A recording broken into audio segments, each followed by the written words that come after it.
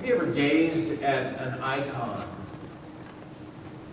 There's an icon on one of the panels in St. Catherine's Monastery in Egypt called Christus Pantocrator, otherwise known as Christ, the Lord of Hosts. Now, I've never been there, but I've seen photos. The first time I gazed at this photo of this icon, I thought, there's something wrong with Jesus' face. There's something that's not quite right. It almost looks like he's had some kind of minor stroke or a TIA. That's what I thought. So I looked at it for a while, trying to figure this out. I was a little puzzled. And then I thought, I better come back to this later. So, some time passed. I came to it a second time. The second time I looked at it, I thought maybe I was confused. I looked at the face again. I thought, no, I wasn't confused. There's something different about his face. But this time I noticed that in his left arm, he was holding a big, thick book. Maybe studded with some gems or something, but it was big and thick. And in his right hand, he was giving a sign, like of a blessing. His fingers were flipped over, and he was, like doing this kind of thing. So, book and blessing. And I still walked away going, what is wrong with his face? Now, I don't know how many more times I looked at this. I don't know how many more minutes total I ended up trying to figure this icon out and what's going on here and how's it supposed to, enhance my spirituality and bring me closer to Jesus. When somebody blew it for me, somebody spoiled it for me. Just now I'm going to spoil it for you. Maybe you've seen this one, I don't know. This imposter, right? He was a church history professor, and he puts this icon up on a screen, the same one, and he says, now look at the face. Yeah, it looks like something's wrong with it. Then he took a sheet of paper and he covered up half the face and asked, what do you see on this half? And I said, judgment. He smiled. He moved the paper over to the other half. Now what do you see? And I said, wow, it's compassion. And it clicked. Yeah. One side of the face, the side that held the Torah, the law of God, looked more like judgment. And the other side of the face, that was giving the blessing, looked more like mercy or compassion. It was supposed to capture the two sides or two different attributes of God in Jesus Christ. So good icons, that's my point, good icons are like that. The more you gaze at them, the more you understand some kind of message that is being told about God. Well, today I don't want to gaze at icons with you so much as I want to gaze at the underside of tables. Last week I framed the sermon by talking about Jesus overturning tables. He overturned the literal table in the temple, but he also overturned figurative tables throughout his life. So that's where I'm going today. It might be kind of a part two of last week, but I want to gaze at the underside of these tables that Jesus turns over. So for instance, blessed are the poor in spirit, Jesus teaches us, for theirs is the kingdom of heaven. And he goes on, blessed are those who mourn, for they will be comforted. Blessed are the meek, for they will inherit the earth, and so on. But the poor in spirit, those who mourn, the meek, these aren't things we put on our resumes, right? They seem kind of upside down. Why again are these people, according to Jesus, why are they blessed? It's because theirs is the kingdom of heaven? Because they will be comforted, will be, they will inherit the earth. These all sound like future things to me, like pie in the sky talk. Sure, you can tell me all you want, that if I behave myself in the here and now, then I will be rewarded in the future. My microphone has just dropped. I'll use this one. But sure, you can tell me all you want that if I behave well now, in the future, I will be blessed. But that kind of sounds like moralizing talk, like what my second grade teacher used to tell me, right? I didn't buy it very much then, and I don't really buy it now. It seems upside down. It's not the future that concerns me so much as now. I want to be blessed now.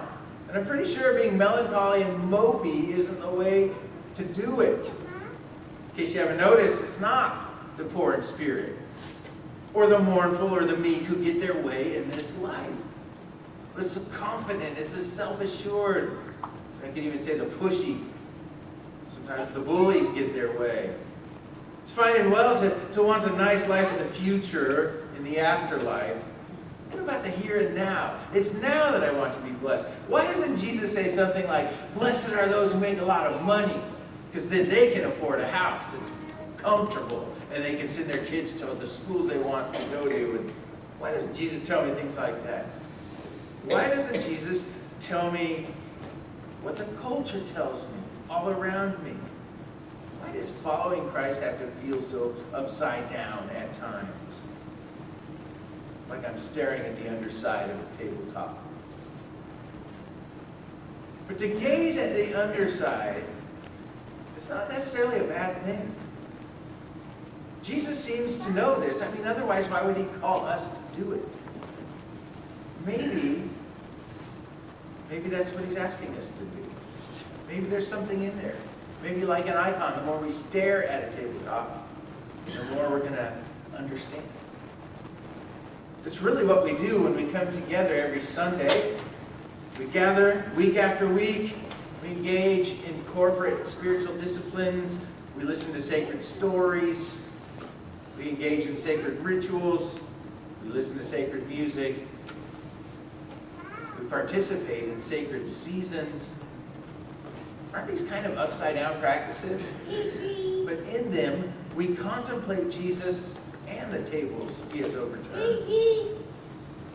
And don't we continue our Underside musings through the week with individual practices like contemplative prayer and maybe gazing at icons, spiritual direction? You know, the longer we do gaze at these undersides of tables, the more we realize that the hidden, forgotten side is really meant by the table builder all along to be the tabletop. That's what should be at the top, but it's been turned over. And that's why the Beatitudes can feel so upside down. They're the hidden side of the table, yet they're the side that Jesus wants us to pay attention to. Remember all those wants I listed earlier when I said I wish Jesus said, okay, I wish it's blessed. The people who make a lot of money are blessed. They're the ones who are able to buy a house and all that. Well, hear me, please. These wants and dreams are not necessarily wrong, but they are the American dream. They're not Jesus' dream for us. Jesus proclaims compassion and justice. He proclaims a society free from oppression, free from hatred, free from fear and guilt. These Beatitudes show us this. They show us harmonious community. The other side, that American dream side of the table, well, it tells us quite a different message. It tells us about us, or about me as an individual.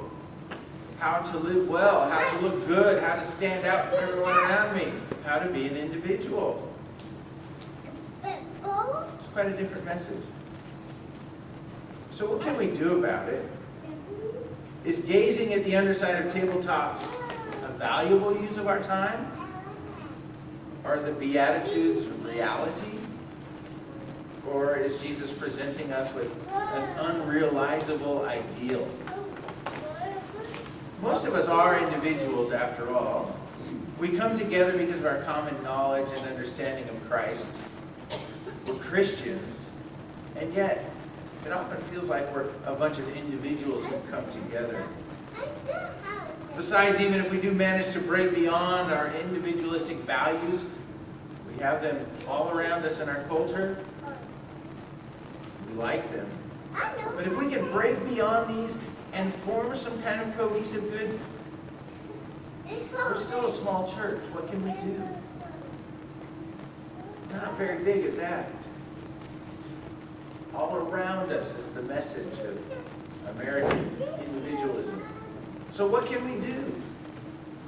Well, gazing at the underside of these tables is a lot like gazing at an icon. The more we do it, the more we understand. Most people today, I'm afraid, they only and ever look at the top side of the table. And maybe we're partly to blame at that. Maybe we're not overturning tables enough as Jesus models for us. But this top side that tells us the individual story, when we're in the Christian church, this is what it sounds like. What matters on the top side, it's that I love Jesus. It tells me to learn and cherish all those precious scriptures, and these are good. I mean, we should learn them. But all those precious scriptures about God so loved the world that whoever believes in him, if I believe in him, I shall not perish, but have everlasting life, even if I walk through the valley of the shadow of death. I mean, that's fine and well. These are good passages. You need to hear those. But if that's all we're ever looking at, it's just about me and Jesus and nothing else matters. What about all those Bible passages that teach us the other side? There are many of them throughout Old and New Testament about not neglecting the poor among us, destitute, about caring for widows and orphans. By extension, I think we might add things like caring for the mentally ill and the homeless. This side of the table, the top side, tells us instead things like this. Have you ever heard this message? The poor and the destitute need to develop a better work ethic and family values.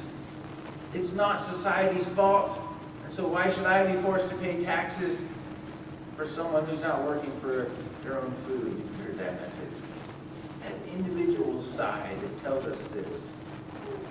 By way of contrast, when we're looking at the underside of the table that Jesus shows us, over time and much gazing, we realize that maybe social structures do play a part in it.